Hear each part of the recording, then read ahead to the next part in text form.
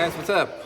Welcome back here to today's episode of Intuitive Angling, and thanks a lot for checking out today's video and spending some of your day with me. And guys, today we're going to be talking about the next big thing in bass fishing, which is frog hair material.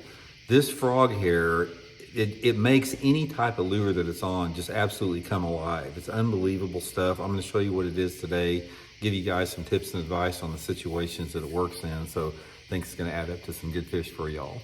Also, guys, a couple quick things before we get started. Just a quick reminder about the end of summer sale going on right now. My Solar Bat Series signature sunglasses. You can get them at 30% off this month. And also, you get a free pair of safety glasses and a free hard case from Solar Bat if you can order a pair. I'll put my Solar Bat link in the description to my glasses.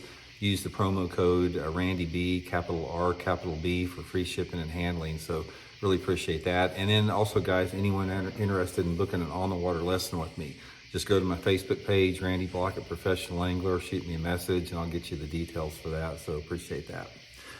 Okay, guys, we're going to be talking about the frog hair material that is on my new Blaukat Throwback Power Finesse jig from Cumberland Pro Lures. This is called frog hair material on here, and I'm going to explain to you what it is and when it works good. And also, guys, I'll put my Tackle Warehouse link into my new Power Finesse jig if you guys would like to order some. I got 6 different colors, 3 different sizes in it, so link in the description for that. Now, guys, let me show you the difference here, what we're talking about. This is the living rubber on my Blaukat Throwback jig, and this is the frog hair living rubber on the Power Finesse jig. I don't know if you can see that, but the frog hair material is like half the diameter of traditional living rubber. And what this does, this frog hair, when it's in the water, I need to start doing underwater videos, but this frog hair is so fine and the living rubber is buoyant on it. When this thing is in the water, when it's sitting on the bottom like that in the water, this frog hair just sort of undulates like it's alive, like something's moving on it, especially if you just shake it a little bit. It floats a little bit. It's super, super buoyant, and it just sort of wiggles like that. That is the whole thing why frog hair is so critical on a finesse jig, because a finesse jig, even a power finesse jig, the only thing that separates a power finesse jig from a finesse jig is the diameter and the stiffness of the hook here. Finesse jigs are all the same. They're pretty much ball heads. A true finesse jig has a light wire hook that you can bend on it, but like my power finesse jig, it's a little bit stiffer to use heavier line.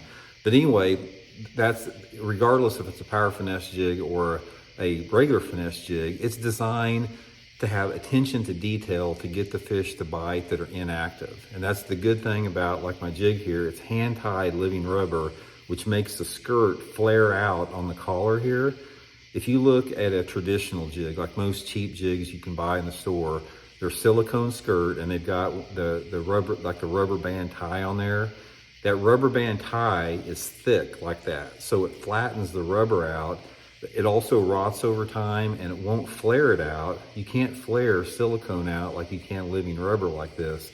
So the combination of the hand tying with the frog hair, it just creates a look to a jig that's second to none. That's why most of the really good jig experts in the country, the true masters of jig fishing, they prefer a living rubber skirt, which is a lot more labor intensive to tie.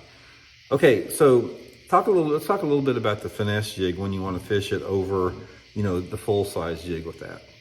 A finesse jig, and I talked about this a little bit before the day when I introduced this, but a finesse jig is a little bit more versatile in the type of water that works in versus a flipping and pitching jig. For like my traditional Blaukat Throwback jig, this is my pitching and flipping jig.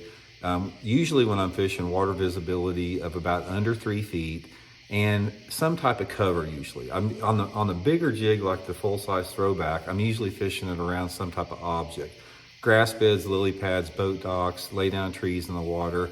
Yeah, I'll fish it around, rocks occasionally, but I'm usually pitching it to some type of target. Now, on a finesse jig, you can do the same thing with that. You can pitch a finesse jig around targets, but the thing that makes a finesse jig stand out over a regular jig is its ability to catch fish on non-target type areas. Therefore, a finesse jig is a great choice for fishing like bare banks with rock on it. Like probably one of my favorite areas to fish a finesse jig, even above anything else, is on steep rocky banks or bluff banks or steep riprap banks. Any place where you got a little bit larger rock, because the larger rock is where a lot of those crawdads live at. And that's what if a little finesse jig resembles, is about a 3-inch crawdad. There's been some studies that I have read on bass and crawdads, and they say that the favorite size of crawdad for a bass to hit is about 2.5 to 3 inches. As far as that's the one they prefer over any other size out there. Now they'll hit even a 6-inch crawdad if they're hungry, but that's the thing about a little finesse jig. It's about a 2.5 or 3 inch bait, depending upon your trailer you put on it.